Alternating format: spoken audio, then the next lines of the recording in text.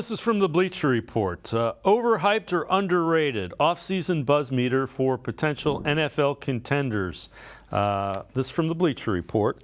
Browns, underrated. On the field, Watson led the Houston Texans to the playoffs in 2 of the last 3 seasons after he finished his rookie campaign on injured reserve with a torn ACL. After missing 11 games in 2022, he'll have a full season with his teammates. The Browns' defense underachieved under Joe Woods. Jim Schwartz could get more out of that talented group. And again, I think nationally the Browns are being underrated. I think here there's a lot of expectations. I think it's a mixture, honestly. I think, national-wise and around here, for Cleveland folks, you kind of get it. You've been down this road too many times before, and it's, you don't want to be essentially, Charlie Brown waiting for Lucy to pull the football out, away from you. Me, I'm extremely optimistic. I think this team, I don't understand why this team will not be good.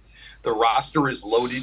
If you really want to talk about, of these guys that are going to head down to the Greenbrier, West Virginia, about who assembles a final 53, I think we're probably good at about 50-51, and maybe there are a couple of questions after that as far as maybe the last 2.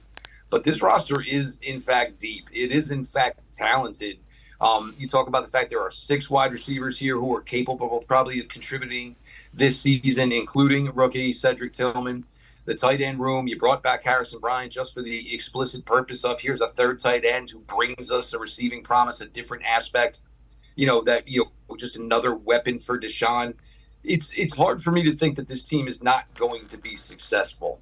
Look, there's ways things can fall apart here, but I got to base things on what I'm seeing at the current time. You can't say, oh, well, they're going to stink because they always stunk. That's not analysis. It's a guess, or it's repeating history. My job is to analyze.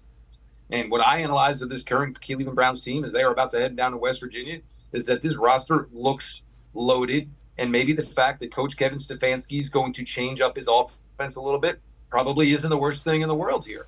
And maybe you would be doing that anyway after 3 seasons in the league and people having plenty of tape on you. Maybe now it's time to start, changing things up here a little bit because teams and, other coaches, guys you're competing against kind of have a read on you, kind of have a tell on you. So to be able to change your offense to an upgrade of major proportions at the quarterback position, I just don't see how this doesn't work out for the Browns as far as being well in their favor.